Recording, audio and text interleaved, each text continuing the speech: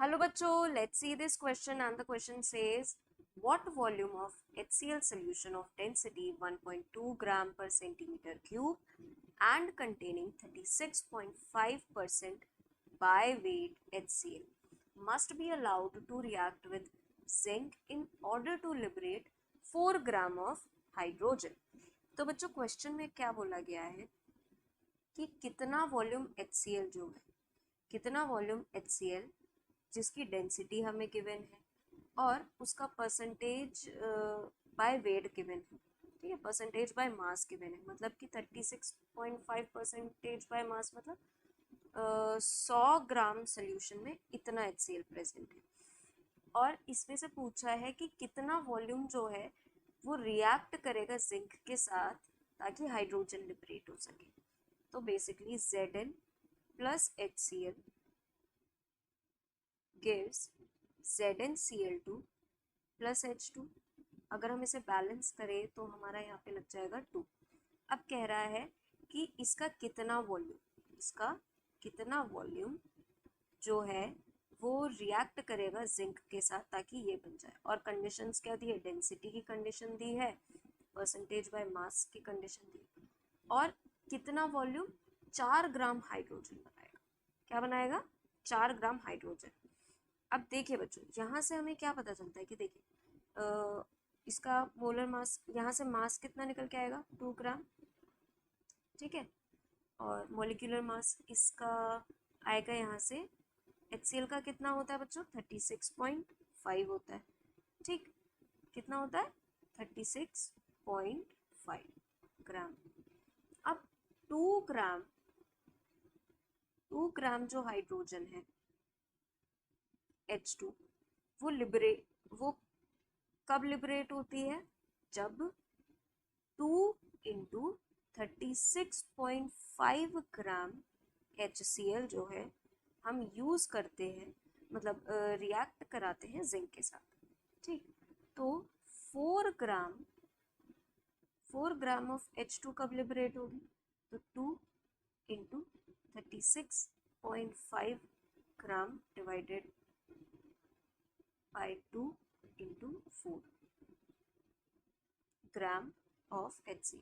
तो बच्चों ये हमने कैसे करा, 2 ग्राम से जब इतना बनता है तो 1 ग्राम H2 से कितना HCl होगा, मतलब तो 2 इंटू 36.5 डिवाइडेड बाई 2, ये आ गया। अब 4 ग्राम H2 लिबरेट कितने HCl से होगा, तो इंटू 4 कर दिया, बस इतना ही करा है हमने। और यहाँ से हमारा आंसर आया बच्चों 146 ग्राम ऑफ HCl जो है हमारा यूज होगा 4 ग्राम H2 को लिबरेट करने में। अब क्वेश्चन में हमें क्या गिवन है, हमें ये गिवन है कि 36.5% by weight of HCl given है, 36.5% by weight of HCl given है। इसका मतलब क्या है कि 100 ग्राम सोल्यूशन में, इन 100 ग्राम ऑफ सोल्यूशन में जो 36.5 ग्राम ऑफ HCl प्रेजेंट है, इसका मतलब यही है। तो बच्चों जो 146 ग्राम HCl की बात करी जाए तो 146 ग्राम HCl कितने सोल्यूशन में प्रेजेंट होगा, यहाँ से हमें ये पता चला कि 36.5 ग्राम ऑफ HCl प्रेजेंट है 100 ग्राम सोल्यूशन में, 100 ग्राम ऑफ सोल्यूशन में। तो 1 ग्राम ऑफ सोल्यूशन में, सॉरी 1 ग्राम ऑफ HCl में कितना ग्राम सोल्यूशन प्रेजेंट होगा, तो 100 divided by 36.5 gram of solution. तो बच्चों 146 ग्राम ऑफ HCl में कितना ग्राम सोल्यूशन प्रेजेंट होगा, तो 100 divided by 36.5 into 146 gram of solution.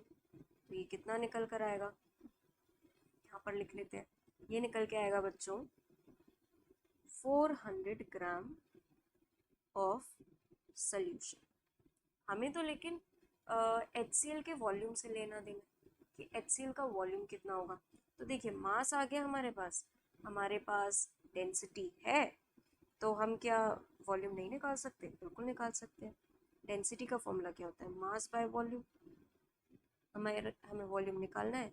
मास 400 ग्राम है, डेंसिटी 1.2 ग्राम पर सेंटीमीटर क्यूब है, तो यहाँ से आंसर आया 333.333 ml, क्योंकि सेंटीमीटर क्यूब में था। ठीक, तो करेक्ट आंसर क्या होगा बच्चों हमारा? ए। यहाँ पे ये MOL नहीं है बच्चों, इसको इरेज करके फिर से लिख लेते हैं। ये है हमारा ml।